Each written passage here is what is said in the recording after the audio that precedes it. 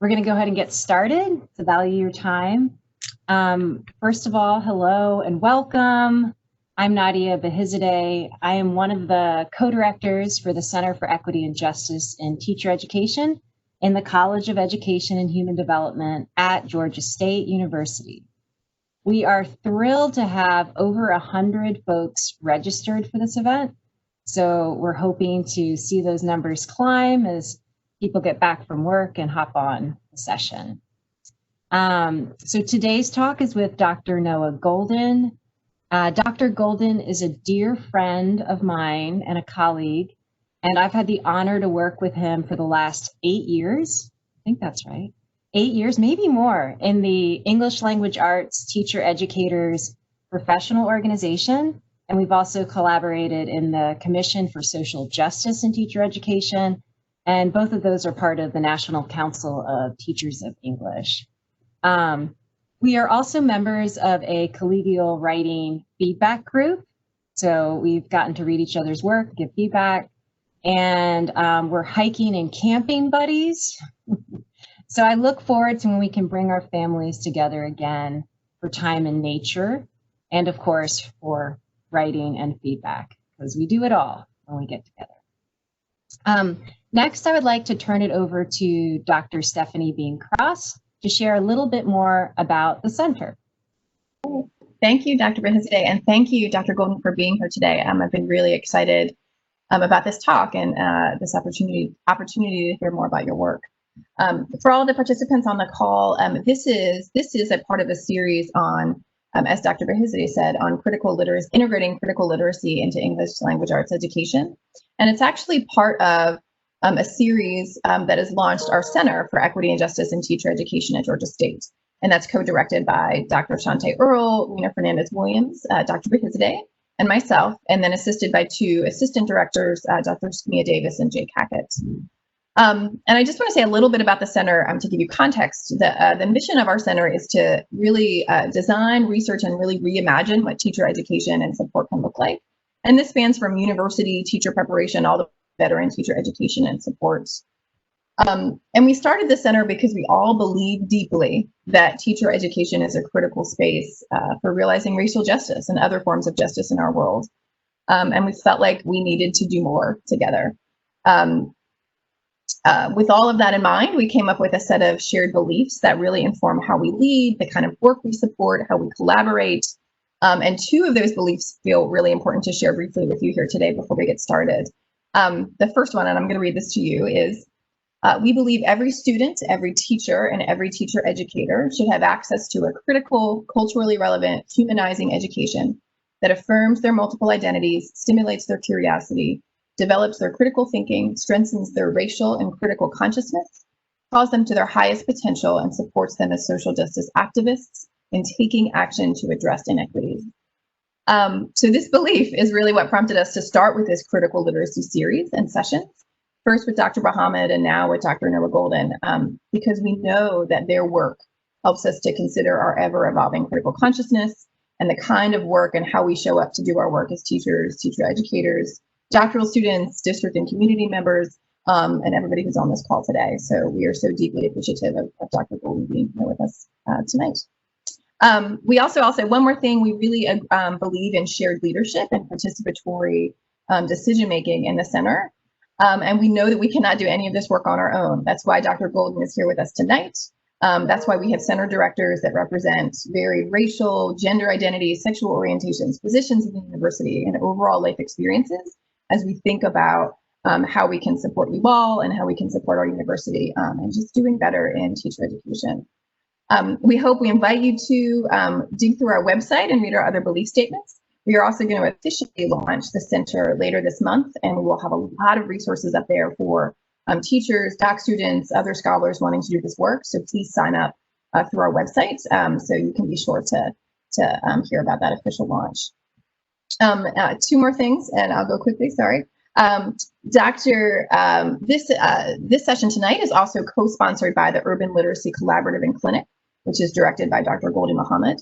So we will also drop information about her center in the chat later on, so you can take a look at what's going on there.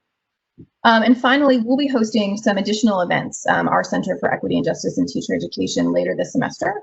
We have 2 more I See It events, which focuses on how to use artifacts to really critically re-examine our histories.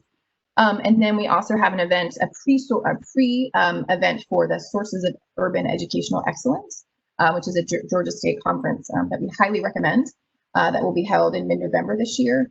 And that will be focused on using poetry to think about restoration and equity-centric practices in teacher education, led by Dr. Kenya Davis. So we hope you'll check those out. And thanks for being here tonight.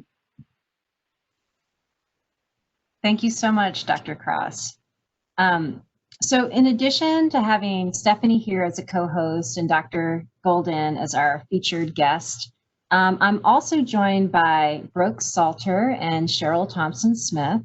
They are 2 outstanding doctoral students in the Language and Literacy Education PhD program here in the Middle and Secondary Education Department. And both of them are practicing high school teachers. So I know that this talk has a lot of meaning for them as well. And they will be formally introducing Dr. Golden next. But before I turn it over to them, I just wanted to let you know that based on registration, about 3% of you are new teachers, 16% are pre-service teachers, including my entire ELA methods class that should be here. 16% are university-based teacher educators and researchers. We have 4% who are coaches and mentor teachers, and 12% doctoral students. And the biggest group is veteran teachers. So we have about 30% of the folks who registered are veteran teachers. So thank you all for joining us today. We're very glad that you're here, and we're excited to get started. So Noah, we are so grateful that you're willing to discuss your work with us today. So before I turn it over to you, first, I'm going to let Cheryl and Brooks share a formal introduction. Hello, everyone.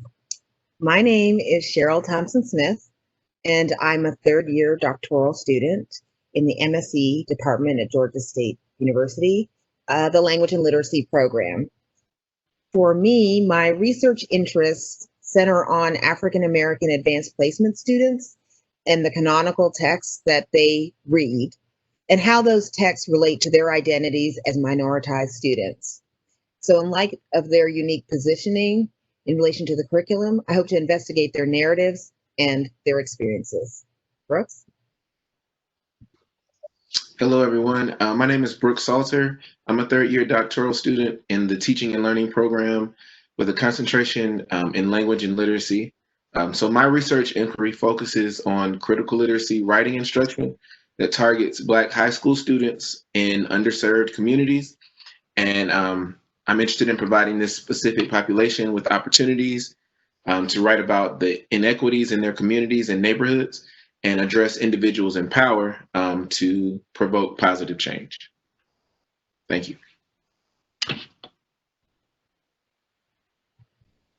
While teaching at a small democratically run alternative Second Chance High School in the South Bronx, Dr. Noah Asher Golden became interested in exploring how formal education might support minoritized young people in resisting the dehumanizing and deficit-laden positionings that persist in our society. As a result of his 15 years of teaching in New York City schools and his work as a literacy education researcher who strives to illuminate connections between theory, methodology, and teaching learning practices, Noah's scholarship is grounded in high school students' identities and is focused on responsive literacy practices in and beyond classrooms. He refers to young people's attempts to be read differently as repositioning. To support young people, Noah believes that we teachers must engage in repositioning too. We must shift our pedagogical approaches from a reductive skills transmission situated within the white gaze to rich ecologies of practice grounded in young people's meaning making and experiences. We can radically listen with our students, and from this listening, co-create meaningful learning projects that grow from organic critical analysis and connect with successes and struggles beyond the classroom. Noah sees this work as difficult for individual teachers, and for this reason, he is a believer in the power of collective agency. Working together, we can go from the schools and other social systems we have to the schools all kids deserve.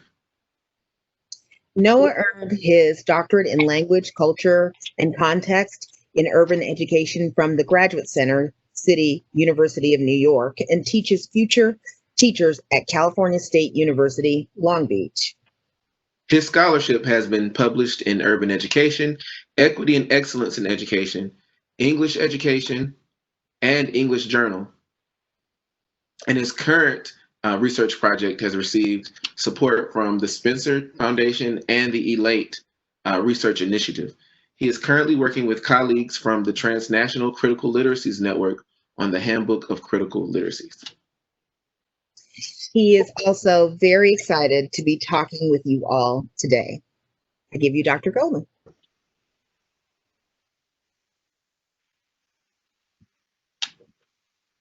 Thank you all so much for welcoming me to Georgia State, virtually, of course. I'm here in Southern California. It's a true honor to be here. So as Brooks and Cheryl shared, and as Drs. Behizadeh and Dr. Cross shared, the title of my talk today is Repositioning for Equity. And I want to think about the ways that young people, minoritized adolescent scholars, work to reposition themselves every day, and what that means for us as educators to support them in this repositioning, how we need to reposition too. I very much agree with what Dr. Cross was saying a few minutes ago. This work is not done in an individual way. The solutions to the challenges that we face are not found in individual work or scholarship. They're found in community. They're found in communities of practice and in dialogue.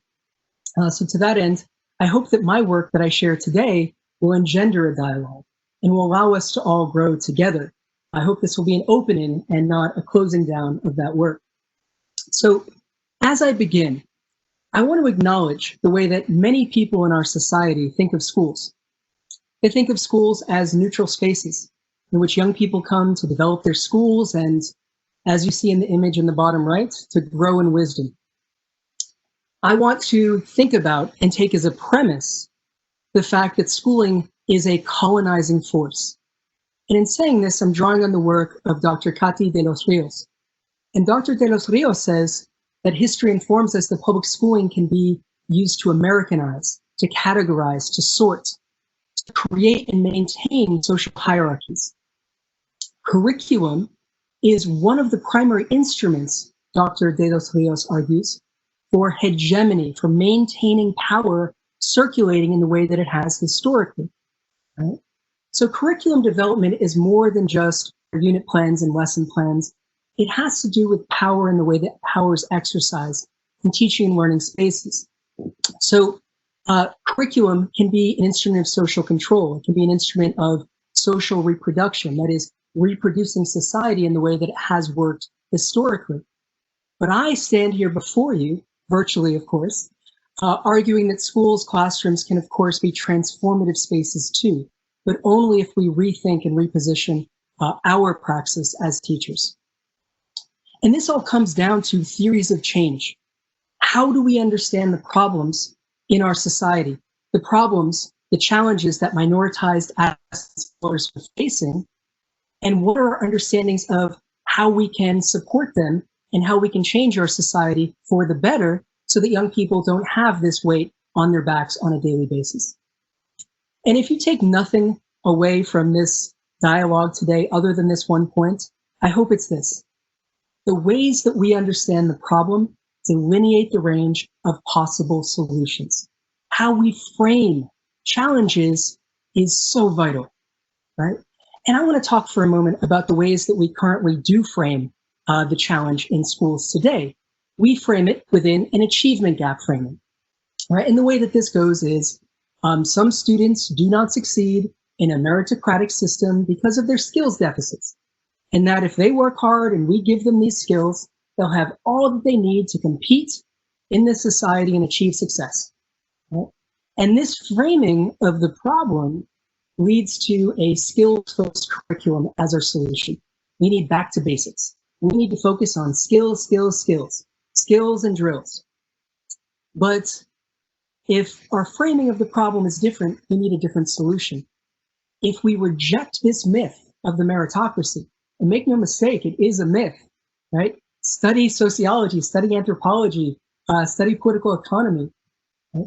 Study the way our society is actually operating. If we reject this myth of the meritocracy, and if we understand that the challenge is that young people are growing up in a society that is deeply inequitable, and that schooling as a social system is also deeply inequitable and grounded in systems of privilege and oppression, of privilege and dispossession, that some people get elevated based on who they are, they get certain opportunities, and other people have their privileges, their opportunities dispossessed, taken away from them. If that is our framing and our understanding of the problem, then we need to focus on a very different way to work for change, right? And historically, there have been ways of pathologizing minoritized young people that suggest that the problem lies in them and not in our inequitable society, and not in the social systems that privilege some at the expense of others. Historically, those have been outright racist bias or a culture of poverty framing that assumed that people experiencing economic disinvestment were somehow creating their own problems or issues rather than a society disinvesting in entire communities of people. More recently, this work has focused on non-cognitive traits. And so it's become very fashionable in educational research and practice to talk about things like grit or resilience or a growth mindset. And I'm not arguing that these aren't good things. It's good to be resilient. It's good to keep trying and persevere. It's a very good thing to go back to the drawing board and say, I can get better at mathematics or English language arts or whatever the challenge may be.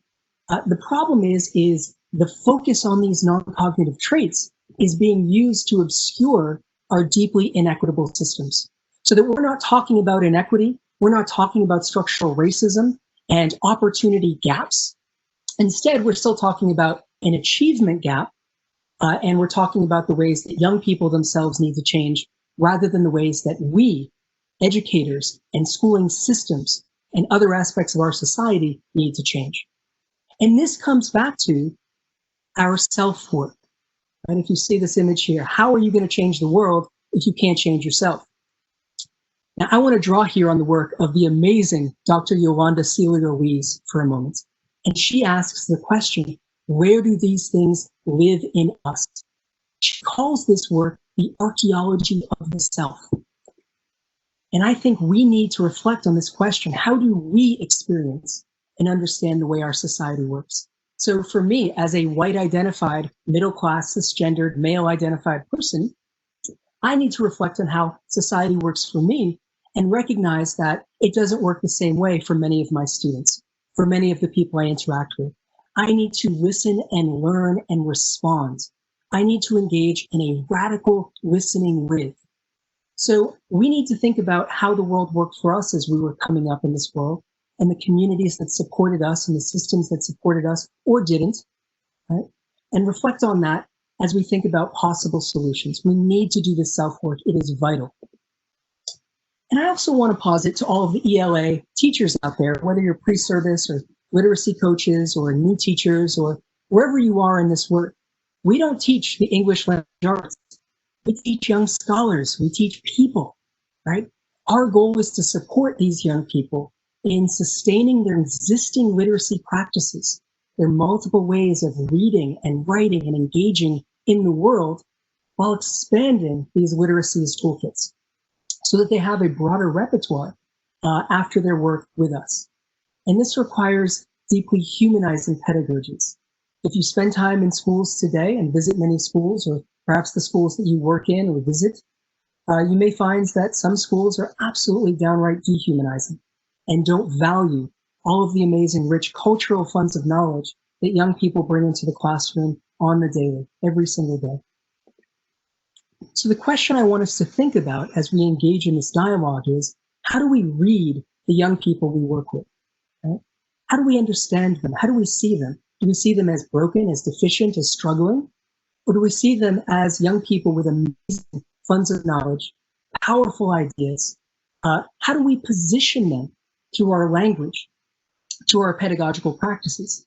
Do we think of them as needing skills, as walking deficits that need to be filled through our interactions, through our work? These orientations very much shift the ways that we enact our curricula. So I want to introduce you to 4 young people who I've had a chance to work with in research projects over the past 7 or 8 years. And I want to start by talking about the joys and the success of these young folks. The first person I want to introduce you to was a young man I met when I was a literacy coach in New York City schools, working for the Alternative Education District. Jamal self-identifies as Black, and he is a loving dad, a talented photographer, a determined student, and he is a supporter of his family and a proud earner. I'd like to introduce you to Amber. Amber self-identifies as Mexican-American and female-identified. She is a dedicated friend, a current college student. She's working to become a social worker, and she is a proud diploma earner. And I worked with her in a research project here in Southern California. Noah? Yes. Jump in for just a second in this odd virtual world we're in. I just want to let you know that your PowerPoint needs to be shared. It's not shared. Oh, I will go back to sharing. But you're Thank doing you so such much. a good job talking. I wasn't sure if you were ready to share it yet. So Thank you so much. This is 2020, right? This is how it goes. My apologies. I must not have hit the right button. And You got it. so my apologies for not allowing you to see the slides. And hopefully you were seeing me. You were seeing me? Yes. Yes. And it sounded like we didn't need a visual. So I wasn't sure until, yeah, we're good. Thank you. Noah. Thank you so much for letting me know that, Nadia. I appreciate that. So let's see, you met Jamal, you met Amber, and Alberto is a young man who self-identifies as Mexican-American. And I met him in a research project here in Southern California. He is a talented artist, a natural leader, and a proud high school graduate. And finally, I want to introduce you to Juan. Juan is a helpful older brother, a devoted son, a lover of reading, and a soon-to-be high school graduate. And Juan self-identifies as Honduran. Now, all of these young people succeeded in quote-unquote second chance schools, what we call in many parts of the country alternative schools, what we call here in Southern California continuation schools. They all didn't have success, didn't experience success in their first or second or third even high school program. And what I want to say vehemently, strongly, is that these young people did not fail their first or second high school programs. These schooling systems failed them. And we have to acknowledge that as we think about the ways that we educators need to reposition our pedagogical practice so that we can truly be responsive to these young people. Now, I have a concern with all this work about culturally responsive and culturally sustaining pedagogy.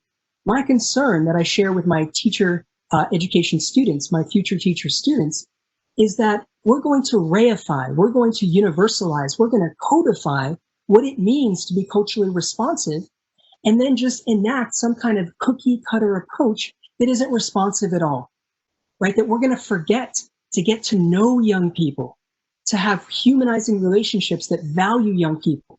And it is hard to create those relationships in school systems where we have 7 classes a day and 40 students in a class, and it's not always set up to do that. But in whatever spaces we can, we have to take the time and create dialogical learning projects so we can get to know the strengths and resources and funds of knowledge of these young people, as I got to do in the various research projects that I'm just giving tiny snippets of today. So before I talk about some of the struggles that Jamal and Amber and Alberto and Juan had to go through, I want to talk for a brief moment about my theoretical framing, about identity and positioning. And for a moment, I want to draw on the work of the amazing Dr. Gholdy Muhammad of Georgia State. And Dr. Muhammad writes that identity comprises notions of who we are, who others say we are, and who we desire to be. It is a complex and dynamic dance among the three that we are constantly changing and shaping. And what I want to talk about here is the fact that young people who are minoritized, and if you're not familiar with that term minoritized, which is different from minority, let me talk about why I use that in my scholarship and why many teacher educators and scholars use this term. A minority naturalizes the sense that there's a majority in a minority community and gives this sense that that's just a natural state of being. To minoritize someone is to enact social processes that marginalize some at the expense of others. And by calling these young people, by naming them, by naming people who are minoritized, we are calling attention to the social processes and not locating the essence of being a minority in any individual person or group of people. So young people who are minoritized live with the weight of deeply problematic, for example, racist, gendered, class biased, homophobic, geographic, all different ways of marginalizing some at the expense of others. Young people live with the weight of these stories of who they are and who they can become. And of course, other young people may have different stories about who they are and who they can become. Things that are supporting them and allowing people to achieve success in easier ways. We need to talk again, as I mentioned before, to refer to the work of Dr. Gloria Ladson-Billings, not about achievement gaps, but about opportunity gaps, about our educational debt to these young people who are marginalized in and beyond schools. So the question I want us to think about is, these young people have to navigate systems of privilege, systems of oppression and dispossession. What are we doing to listen, to learn, to support them? So I want to talk for a moment about these individual young folks. When I first met Jamal, I was working as a literacy coach in the alternative education district in New York City. And I attended an early morning meeting with some of Jamal's teachers who were my mentees. And they introduced him to me through language as someone who had many skills deficits and hid behind his skills deficits by fiddling with his camera during class time. Now, as I got to know Jamal, I learned that to know Jamal is to know him as a photographer. He always, at this stage in his life, carried around his camera with him to class, and indeed was always working with how to perfectly capture the light or how to see the world in a particular way through the use of his camera.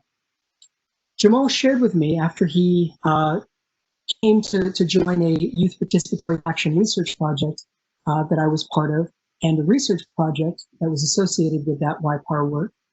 He came to share some stories about his early experiences in school. Now, Jamal was 20 years old when I met him, but when he spoke about what it was like for him growing up in school, he kept coming back to this one story of first grade, where a teacher of his told him on a day when he was acting like I imagine many 5- and 6-year-old boys act. I'm sure I acted this way in first grade. But the teacher responded to him that he was never going to become anything in life. A horrible thing to ever say to a child. Jamal has had the weight of that on his back for years. And the emotion in his voice when he would still talk about that was so powerful to me. But right before he was getting ready to graduate from an alternative education program in New York City, Jamal told me a story of going back with his camera to visit that first grade teacher, to visit his previous elementary school. And he saw that she was still there and still teaching, doing the same thing while his life had changed so much. Now, usually when I present this work, I would let Jamal and invite him to speak for himself and play audio recorded snippets of the stories he shared, with his permission, of course. Because this is being recorded, I'll let you read it for yourself. So take a moment to look at what Jamal said when he was talking about going back to see that first grade teacher. what stands out to me here is that he's saying, I'm not the person you imagine me to be. I'm not experiencing the world through the low standards that you, the teacher, left me with, this sense of you're not going to become nothing in life. But he has moved into this place, this powerful place. And greater dialogue with Jamal led me to believe that it was his identity as a photographer, the cultural practice of being a photographer, that made Jamal see himself as a positive someone with so much to contribute to the world, with so much to interact with in the social spaces he spent time in. And what was so powerful for me was a later narrative where he shared the following. And please take a moment to read that.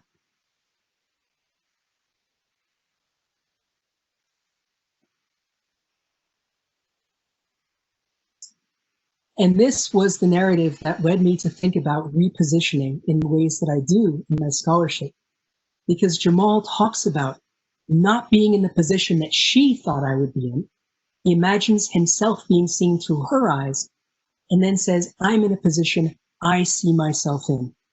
And I want to think through what we educators can do to help young people be in positions they see themselves in, and to ward off the negative discourses, the problematic cultural stories that they're forced to contend with on the daily. And I want to introduce you to Amber and Alberto, who are two young people who I mentioned their successes before.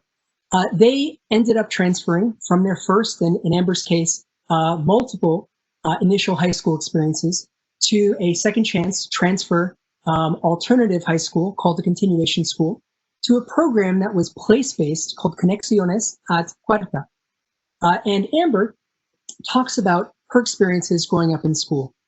Amber, when she was young, went to a school in a primarily white community that didn't value her Spanish, which was her first language. She experienced subtractive schooling. And for those of you who aren't familiar with that concept, I encourage you to read the work of Dr. Ángela Valenzuela. And subtractive schooling is when school works to take away the cultural funds of knowledge, whether they're linguistic or other, from young people, and to try to replace them with funds of knowledge and ways of speaking, reading, writing, and acting literacies that are situated within the white gaze, that are centered around whiteness. Amber lost her ability to communicate in Spanish, which meant that she needed the help from siblings at times to talk to her own parents. Amber had difficulty communicating with some of her peer groups at times. And when I asked Amber what made the Conexiones program at Huerta such a success for her, she shared that home and school were separate worlds for so long, until now. Her teacher, Ms. Santos, a Filipino-American teacher, took the time to value her identity as a Mexican-American, took the time to get to know her, to connect with her family. And this is what led Amber to great success. And I asked her what this did for her in school, and she said the following, and I'll let you read that. So she started to care, she started to engage, she started to say, wow, the teacher values me, I value what the teacher is sharing with me. And it was similar for Alberto too. Alberto, a young Mexican-American identified man, self-identified man, didn't experience success at his first high school, but when he started working with Ms. Santos and was invited to be the leader on an a community arts project in which a group of young people tried to physically manifest and represent what their experiences in life and in school had been prior to the current moment, Alberto started to achieve success in ways that he hadn't previously. And he talked about how important this was for him because in his future, he wants to become a psychologist. And he was worried because school felt so disconnected from his desires, from his dreams. And so he said the following: he won't be nervous moving ahead towards that dream now because he feels like he already knows how to be a professional. He knows how to work with adults, how to collaborate, because these were things he did in this learning project. And that was so different from what he did previously in his old high school, where he was just taught that, and he was just doing skills and drills. Juan didn't experience success in his first high school because his teachers would do exactly that. They would talk at him. He loves reading, he loves writing, he loves the English language arts. And yet there were times when, according to the official school system, he failed English. But he says at his old school, classes weren't interesting. Everything was basic stuff. I didn't like it, right? And he stopped engaging. He stopped doing that work. So these are some of the experiences of young people who I've worked with. And for these reasons, I focus on meaningful, authentic, responsive, project-based learning with young people in the teacher education that I enact at California State University, Long Beach. But I want to say this, as I mentioned before, we cannot codify what it means to be culturally responsive or culturally sustaining. We need to engage in humanizing relationships with young people so that we know their experiences and we are learning and radically listening with them so that then we can create unique responsive praxis that really meets their cultural funds of knowledge and their strengths and their desires. So I'd love to, to go back, something else that Juan said, that in his new program, Teachers Were Interactive, in his old program, they weren't. But I want to pose 3 questions, and I'm hoping we can have a little bit of a dialogue before I share, time permitting, some examples from my past practice as a high school English language arts teacher. And the questions I want to ask are, in the communities in which you teach and learn, what are some of the discourses, the cultural stories that position some youth as deserving and some youth as deficient or deviant? How are young people located in deficiency discourse? Another way of posing this question is to ask, how are young people misrecognized? That is, not read or seen for who they are, but having all sorts of deficiency narratives put on them. And then the follow-up question that I hope to have time to discuss is, given that young people are navigating the weight of these misrepresentations, these deficiency discourses, how might our teaching in ELA respond, sustain, and support students as they work to be read in different ways? So let me stop sharing my screen here. And I would love to engage in dialogue. Would anyone like to share any responses to this question? To respond to Noah, then you can type your questions or you can raise your hand. Just let us know. If you'd like us to read your question, we can too, or your comment. So did Mary just post here? Mary posted behavior, test scores, grades, social popularity. So these are things that are going on, social aspects of teaching and learning that shape how young people are seen and heard and read. Thank you, Mary. Would anyone else like to share? I know it's hard in this artificial format. I know it's difficult.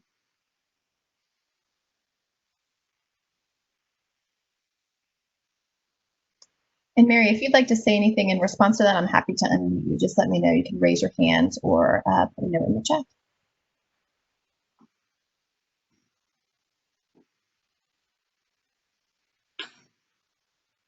So please don't be shy.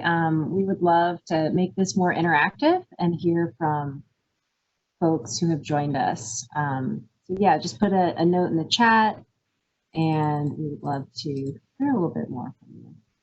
And if you would like to speak, again, just let us know and we'll unmute you so we can hear your voice. Dr. Golden, it might help if you put the questions back up. Oh, my apologies. Let me do that. And I also see a note in there from Marlene too, Dr. Today. Great, thank you. So Marlene writes, I agree with your statement. We need to teach children how to ward off negative discourse. Sometimes it comes from the home or can be part of their own voices. Excellent. I agree. Thank you for sharing that. And I want to point out that young people do this organically every day, right? Young people are always working to position themselves in social space. But it can be tiring. It can be downright exhausting when a young person has to work to define themselves as an intelligent human being every single day in class. And for some young people, sometimes that becomes so exhausting where young people say, forget it, it's not worth it. I don't want to be who this teacher or who the schooling system is imagining me to be. And there are times when young people may internalize some of those negative discourses and start to say, well, maybe I'm not a math person. Maybe I'm not someone who can graduate from high school. Maybe I can't write a powerful poem in a certain way, right? That's right. I agree with you, Marlene. They may start seeing themselves in that language. And when we look at identity and positioning theory, there's this wonderful metaphor that some scholars use. They encourage us to think about identities thickening over time. And I like to think about that with a paintbrush that's painting a varnish or a lacquer. The first layer of it is very weak, and a person can break it if it's just one layer. But if this layer is repeated again and again and again, it becomes thicker, it hardens, and it becomes harder for young people to contend with this. So young people are already doing this work to reposition. My question is, are we educators listening and responding, and then offering through the literacies education that we're engaging in dialogically, are we offering fodder to support them in doing that repositioning work? Thank you for your comments. I'd love to hear more.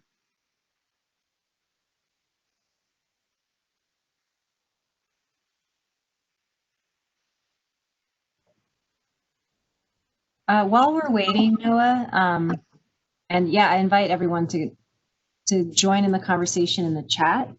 I was just thinking that, we're talking about teachers, K-12 teachers and their students, and I was just, as a teacher educator, I was thinking about our own programs, our teacher preparation programs, and how even when we have a social justice orientation and we want to help our pre-service teachers learn about critical pedagogy, we may participate in some of the very practices that you're talking about, not valuing our students' experiences and gifts and, what they bring, their assets in the way that you were talking about. Absolutely. I think this is true. Thank you for that, Nadia. Absolutely. Right. This happens in every level of education. And it's difficult. Let's acknowledge that this work is messy. And I would say we'll take it as a premise, as a given, that we are all going to mess up many, many times. The question is, what do we do the next day, right? How do we come back, and do we apologize for something that we may have inadvertently said or that came out in a way that we feel like is problematic? Let me get back to the chat here. Yes, and I see we have, I think, I can't see the full name. There's a data entry, but I think it's Lewis has their hand raised, so I'm going to unmute. Yeah.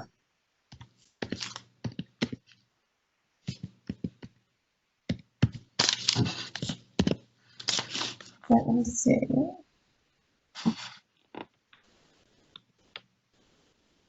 And then Megan also has a hand raised after Louise or Lewis.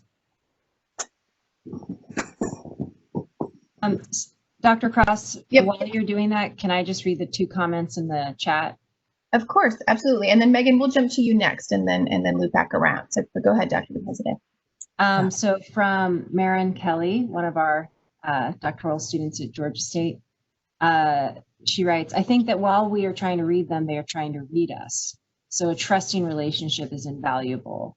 And then our colleague Karen writes, what do you think the intersections, collisions are between deeply humanizing pedagogy with the pressures teachers feel about standards? Yes, that's a question that we've been discussing in our professional spaces as teacher educators. Thank you for that. Excellent. I first want to acknowledge the soon-to-be Dr. Kelly. I love that question about, or that comment rather, about trusting relationships. And we have to remember that if we're asking young people to share of themselves, we need to share of ourselves. We need to show them that we are real, we are here. And I absolutely agree. Young people are reading our actions every moment and seeing if we're simply, going through the motions or if we're actually there for them. And Karen, it's great that you're here as well. I want to acknowledge that standards make this work very, very difficult. I agree with my colleague, Dr. Jory Brass, and I encourage you to take a look at his work too. And I'll put together a list of things that are coming up in this conversation and share them with my friends at Georgia State, who can hopefully share them on the center site or somehow get them out there. But Dr. Jory Brass talks about standards as a form of governmentality. And for those of you who may not be familiar with that Foucauldian concept, it's a way of controlling people and the actions people can take, right? And standards can limit the sorts of work that we can do in classrooms. I absolutely agree and want to acknowledge that. But I also think that there are a lot of ways that we can meet the established learning targets in ways that attend to issues of justice, right? And I think that the social and critical theorist Nancy Fraser, Dr. Fraser, has a lot of ideas about what we mean by social justice, because this is a term that gets thrown around a lot, and we don't always mean the same thing. And Dr. Fraser talks about justice as being in 3 different forms. Justice is about recognition, about recognizing our young people's identities. We usually stop after that one in a lot of teaching and learning spaces. She also talks about justice as distribution, as material, access to material resources, economic and otherwise.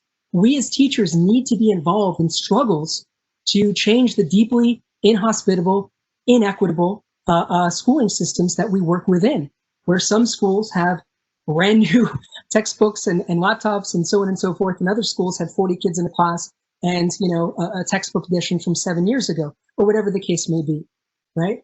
So we need to get involved in those longer term struggles, but we can do things in the immediate moment to support students Monday morning. And that comes down to humanizing curriculum, and that is absolutely possible within standards as they exist, even though they can be limiting in some ways. I agree with my colleague, Dr. Karen Labonte, on that. And the final form of justice that Dr. Nancy Fraser talks about is representation. Who is in a position of power? Who's sitting at the table when decisions about enacted curriculum are made, or required curriculum, or standards documents, or what we're going to do to engage with community, right? These are very, very important. And I want to acknowledge, soon to be Dr. Kelly's point, writing as a Black woman, I'm constantly reading everyone. And what I hear from colleagues and friends of color is that these experiences of always being positioned in particular ways are exhausting. And people who are like me, white identified, are given a pass or given a benefit of the doubt, right? And those of us who are white identified need to do so much more, because racism isn't something that is enacted by, you know, quote unquote, marginalized people, minoritized people. Racism is something that white identified people are enacting in an attempt to oppress or to suppress the power of people of color. And we need to be stepping up. We need to be engaging in this work and listening. Those, I'm speaking specifically to those of you who, like me, are white identified, to our colleagues and friends and communities, and radically listening with.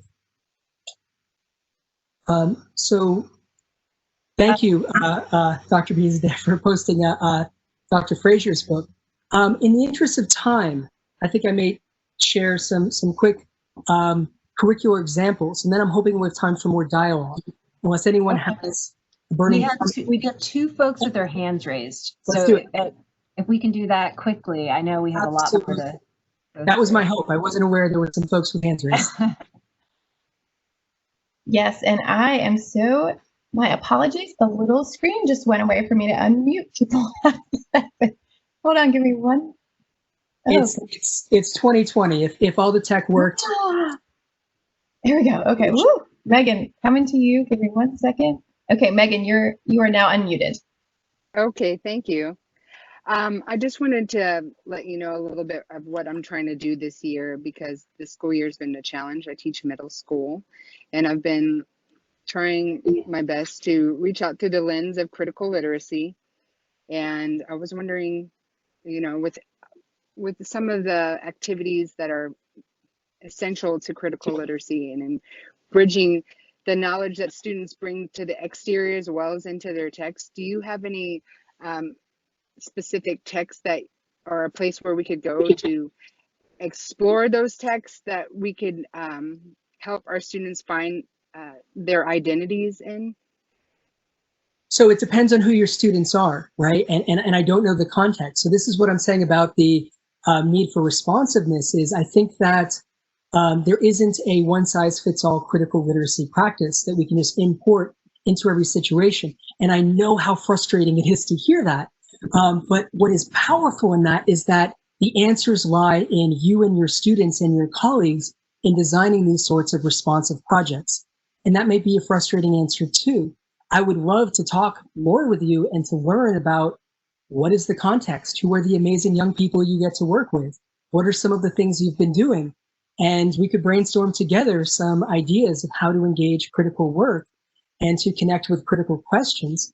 As I'm going to share in a few moments, my two most successful enacted curriculum opportunities were when I responded to critiques students made of my comments and my practice. And learning to be open to that and to go with that led to some amazing, from my point of view, enacted units with my students. And I'd be happy to share what those are. And then I would love, I don't know how I can, my email is easy to find, noah.golden@csulb.edu. Feel free to hit me up. Let me know. Let's talk. And I'd love to explore that with you. Thank you very much. I'll definitely be reaching out. And I think we have one more hand raised, Luis. I don't want to leave you hanging there. So a quick question from Luis, and then we can talk about the curricular examples. Right. My question is, how about teaching in the native language or in a bilingual dual language program beyond just what you've posited, which is an ELA, English Language Arts class? It seems Absolutely. to me that having students be able to build on the language, use the language that they have, if they have another language that they come with, and develop it as well as develop English and all of the skills in both languages. It seems to me that's empowering in many ways. Thank you for sharing, and I couldn't agree more. I very much agree with what you're sharing there. Language is inextricably intertwined with our identities. Language instantiates culture. Language is the ways that we connect and the ways that we interact in the world. And so I couldn't agree more with you. Thinking through how English language arts teachers can value students' other languages is, I think, a vital thing to reflect on. People who speak more than one language often engage in translanguaging, in drawing on multiple resources from their linguistic repertoire, from their language bank, if you will. We had, here in the state of California, where I am, and apologies for how much I must be sweating on the screen here. It's well over 90 degrees today. And unfortunately, I don't have AC where I'm able to give this talk. But here in the state of California, in the 1990s, in a state that many of us think of as so progressive, there were transitional bilingual practices only policies put in place that we only a few years ago got rid of. And for those who aren't familiar, a transitional approach to bilingualism is that we can only value the student's heritage language, their first language, insofar as it helps to transition to the new language, in this case, English. So that's a very harmful approach. I want to point out that some of us enact culturally responsive pedagogy in the same way, that we only value students' cultural practices insofar as they're a starting point to transition away from them and then align the students with academic literacies that are situated within the gaze of whiteness, within a white-centered approach. And I think that's important to recognize as well. But I really appreciate what you shared about dual language programs. Thankfully, things are starting to change here in the US. And we're finally starting to value these more in many parts of the country. California, New York, and other states have developed since then the seal of biliteracy as something that can be added to one's high school diploma based on proficiency in both languages, the language of instruction if it's in English only, and the other language, whether it's a second language, foreign language, or whether it's a native language for Spanish and Arabic and other speakers. Absolutely, I agree, and I'll share as a proud parent of a kindergartner. My daughter is starting in a dual language program now, and I hope that she will be able to graduate with that seal of biliteracy, and to be fully bilingual. Thank you. Thank you, thank you. Was there someone else who wanted to share? I think it's back to you, Noah. Okay, great. So I want to share two aspects of my practice. And I want to let you know that in the second example, I'm going to critique my own work, because we as educators are always growing and always learning.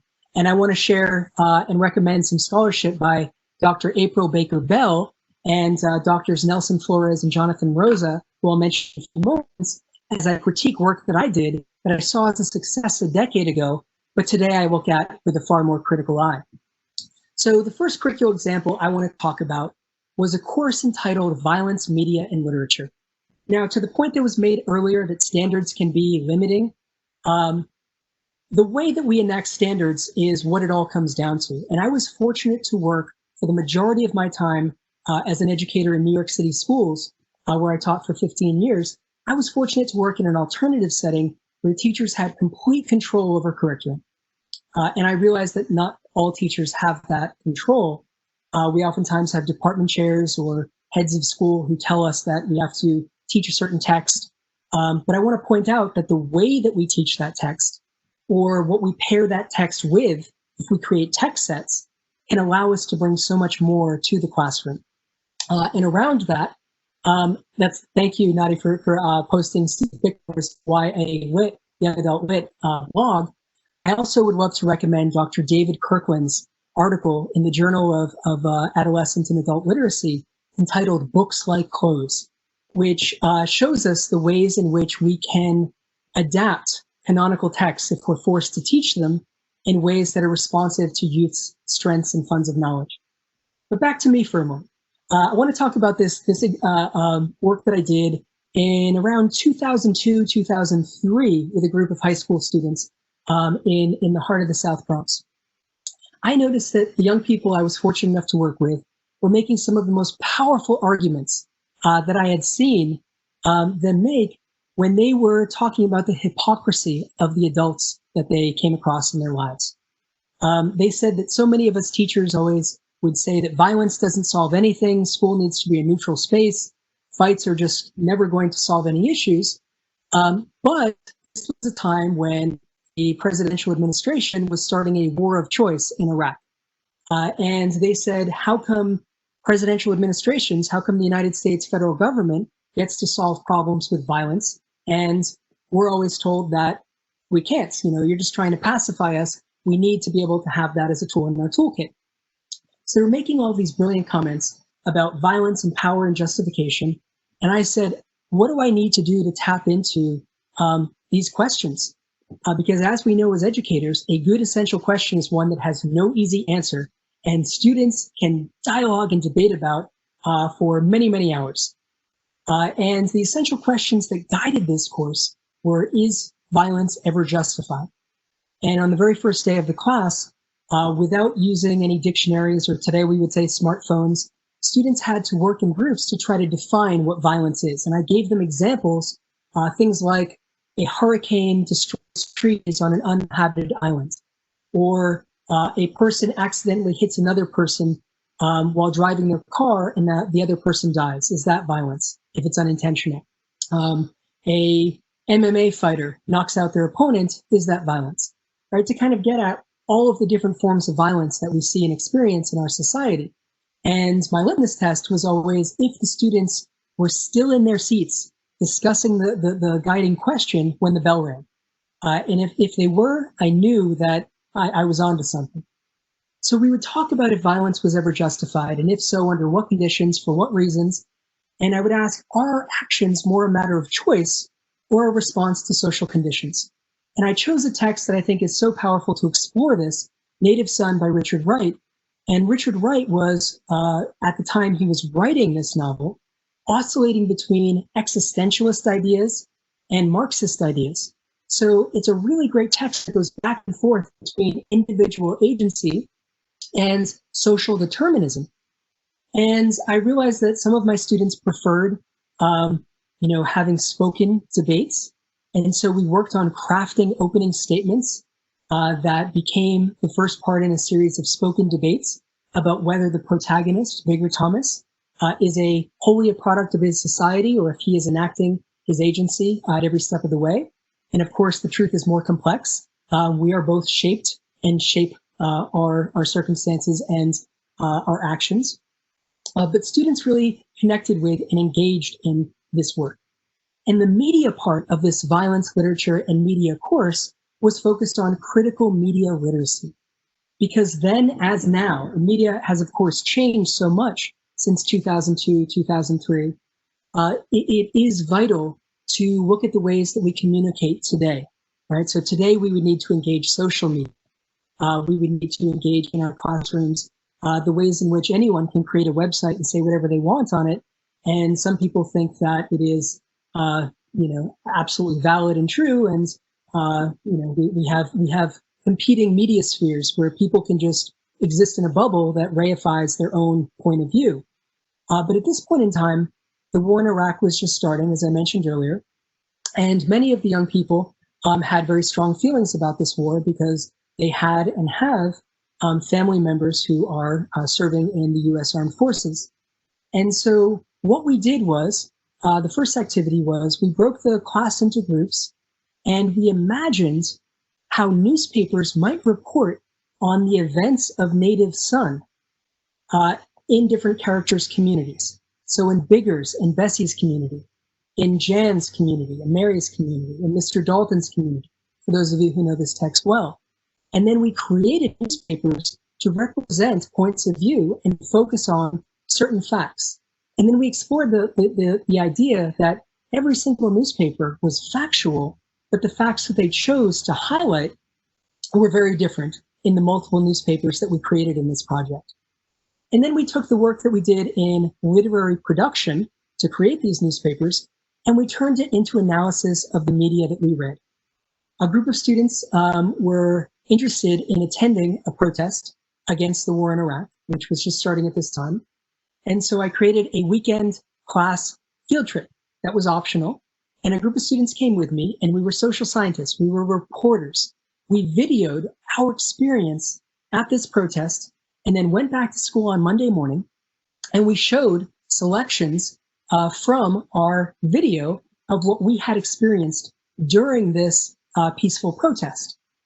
And then I got up early that Monday morning, and I was a bicycle leader at the time, so I biked to as many newsstands as I could find on my way to school that morning.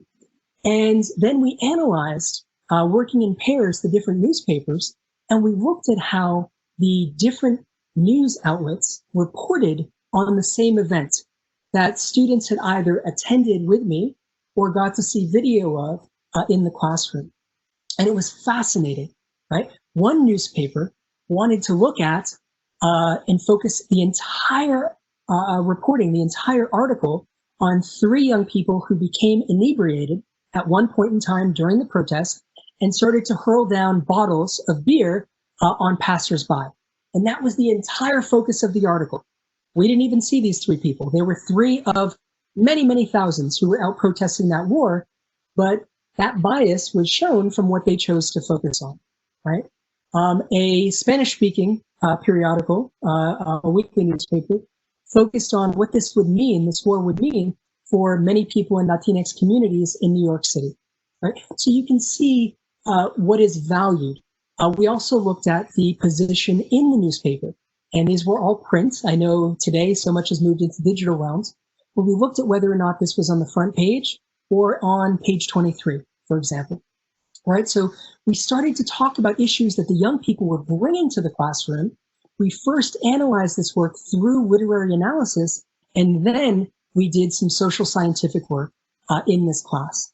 And the students responded so positively and really engaged with the work. And the next text that we read in this class was En el tiempo de las mariposas, In the Time of the Butterflies by Julia Alvarez. And we explored the question around violence of what are our options when confronted with state-sponsored terror. And sadly, this is a question that is relevant in 2020 here in the United States. But this is a question that we were exploring, and many of my students were Dominican, from the Dominican Republic, or the children of people from the Dominican Republic. And we invited students' family members to come in and share their experiences. Students' grandparents had lived through the Trujillo regime, which is profiled in this book.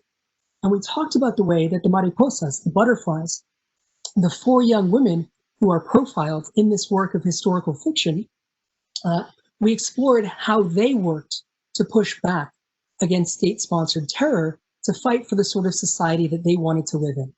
And then we turned that to our own lived realities. And we talked about how we need to work for social change, the social change that we believe is needed, so that we could share ideas and work together. This was collective agency to think about how we transform our possibilities. Now, I wasn't pushing my own ideologies and my own experiences on students. I was listening to say, what do you think we need to do? Right? How do we work together to create the change we want to see in the world?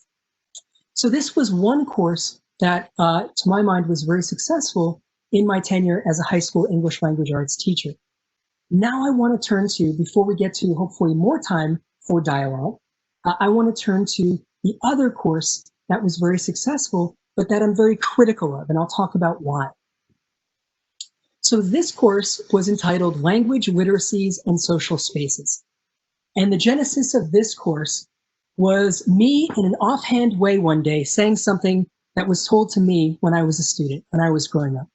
And what I said was, you know, we need to focus on these academic literacies because these academic literacies, that is, you know, the sorts of vocabulary that's going to help us on the SAT, being able to write certain forms of essays, being able to critically analyze certain forms of informational text, academic literacies. I said these things will make us powerful to my students, and they pushed back. They said, Noah, we went by first names in the school. They said, Noah, that isn't true.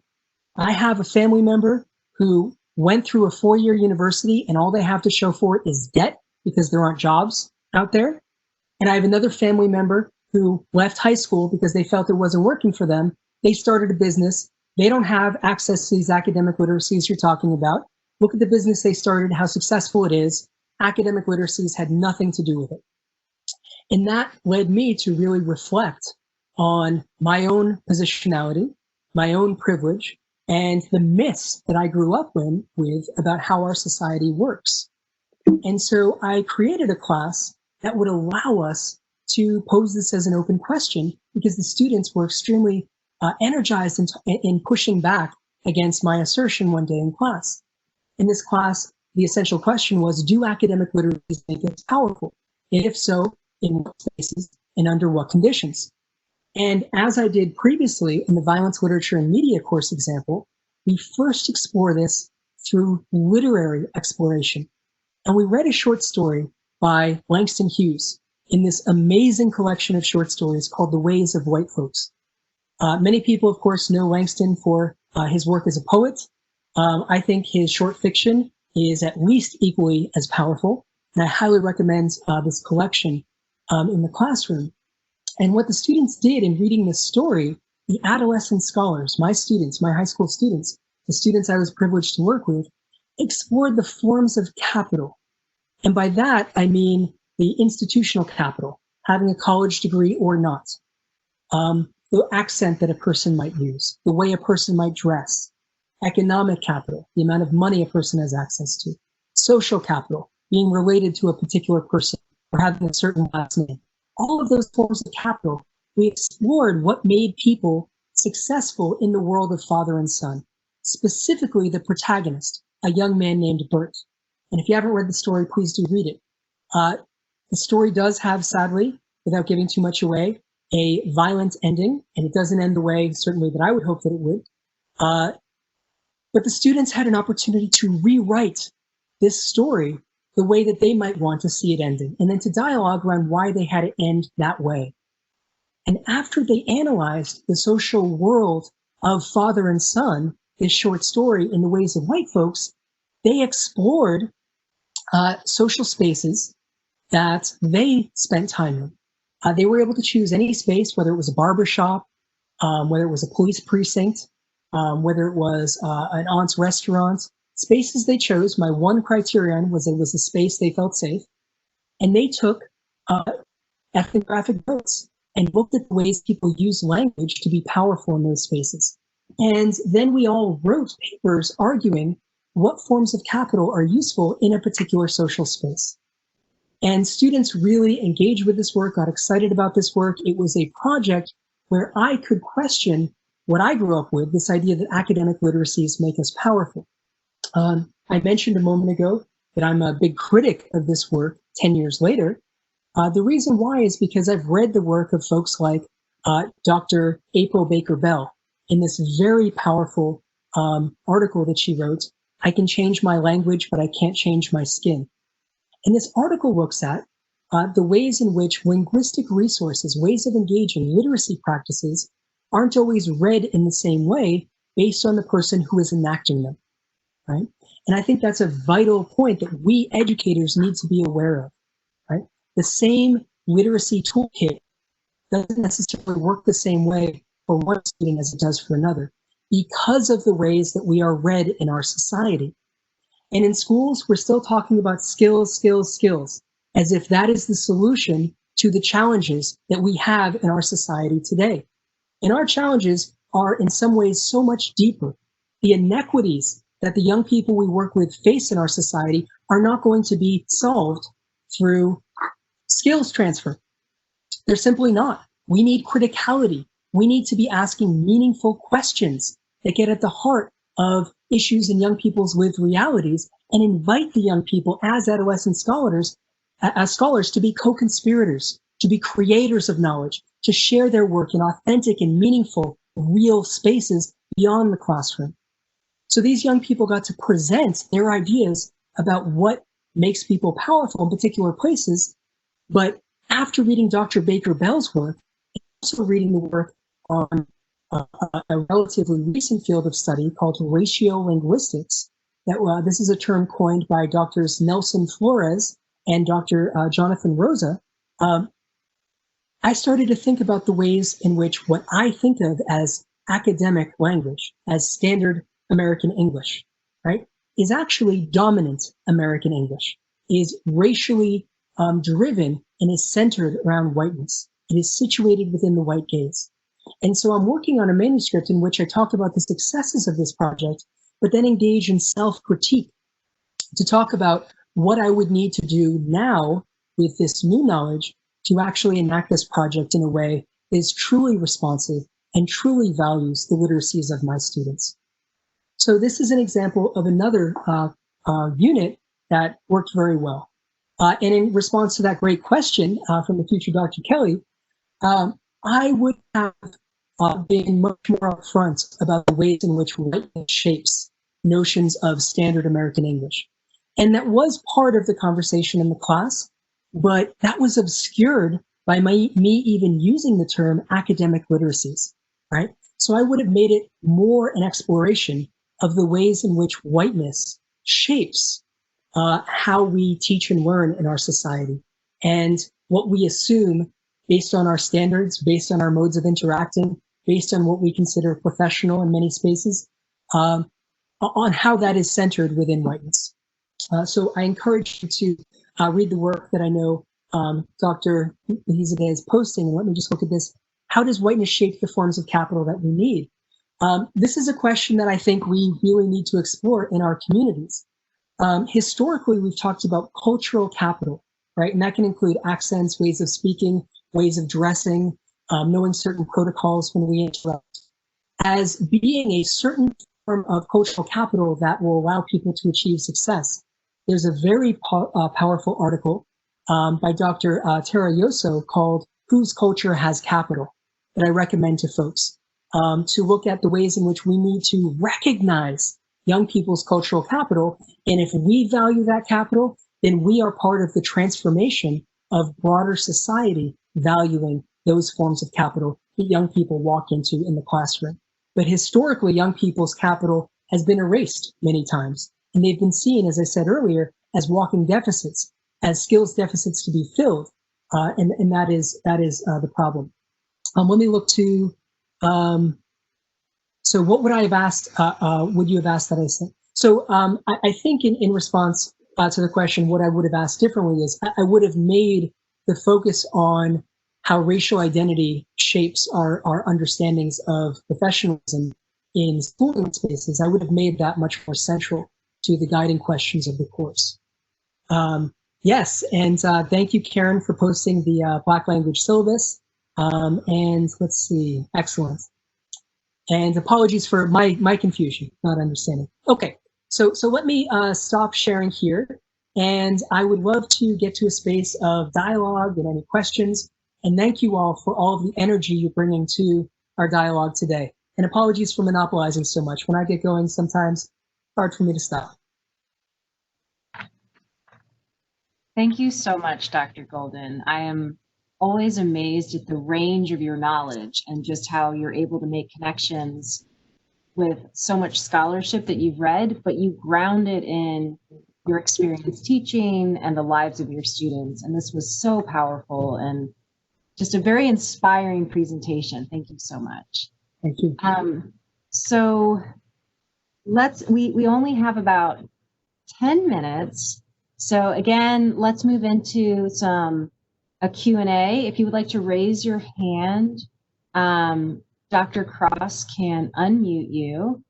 Or if you would like to just write into the chat that you would like to be unmuted, we can do that as well. You can also, there's so many different panels here. You can put a question in the chat. You can put a question in the Q&A. But please ask us your question. Please ask Dr. Golden your questions or make those connections. And there's been a very lively conversation in the chat so far, so thank you for that. As we're waiting for folks to, I know it takes a second sometimes to generate questions. Noah, a question I have for you that is something that my students are always asking me, and you alluded to this, you know, that you were trying to navigate those tensions and the constraints of standards and I imagine testing and policies and so forth when you were a teacher. How, maybe you can just expand on that a little bit. How are you able to do this humanizing pedagogy that you're talking about in a space that wasn't built for that? Can you talk a little bit about that? Yeah, so first I want to acknowledge that in the first school I taught in, I wasn't able to do that because it was the kind of school space, and those of you from New York may be familiar with some of these, where we didn't have supervisors, we had what we called snoopervisors, where we had our administrators who would come around and check that we were on a certain page in the curriculum, never mind if the students had learned well what we were doing the day before, and we were given no freedom. We didn't have our professional agency valued to enact the curriculum in ways that were truly responsive. And the way I described it to friends at the time was, I feel like I've been handcuffed and then thrown into the English Channel and asked to swim across, right? Given this Herculean task and not allowed to swim. And I ultimately left that school for that reason. And so I want to say to folks, number one, if you feel that the constraints are so great, you know, please find a community, because they do exist out there where you do have colleagues and mentors who are working with you. The number one thing I would say is do not attempt to see this as a solitary work. We work with our colleagues. We need a community of practice. For those of you who are newer in the profession, you need mentors. My mentors took me under their wing at my second school, and they encouraged me. They met with me. I could bounce ideas around with them. They let me sit in and observe their classes. I'll just say right here, I learned more about strong teaching and learning there than I did as a researcher, than I did as a grad student, because there were people who truly cared about the craft and the art of teaching. In this economic climate with budgets cut so many places, it's harder to take that position as your first job if you're newly on the market. Now I want to acknowledge that reality. So you may need to spend a few years in a place pushing the limits in whatever ways you deem possible before you can move to that school where you truly feel like you can run with it, you can swim, you can move, and you can be someone whose agency and expertise is truly valued. So I think wherever you are, I would say form that community of practice. Everyone knows that new teachers especially need a community of support. your romantic partner, your mother or father, your uncle, your best friend. You need people to talk to on those really rough days. We also need a professional community of support. And that may be an amazing professor like Dr. Behizadeh, that may be an amazing peer in a small group in one of your classes, or a mentor teacher that you worked with. Keep in touch with those people, nurture those relationships, because those are people you need to talk with so you don't feel like you're only going to figure this out on your own. I also want to say that as professionals, we won't always agree with the right way to enact a lesson or to create a responsive curriculum. And that's a good thing, right? We bring ourselves into our work. So find a way to engage in a community of practice, debate, and dialogue. And there's a lot of great literature and examples of ways that people in the English language arts create text sets and push the limits of problematic standards documents. And in many cases, when there are great results and students are engaged and students are learning a lot, administrators who haven't been so supportive will back off, right? That's been my experience as well. So are there other folks who want to pose questions or talk, or should I still share more thoughts on that? Let me check the chat, see if we have any more questions. Please join in. We want to hear from you, our attendees, and your expertise as well.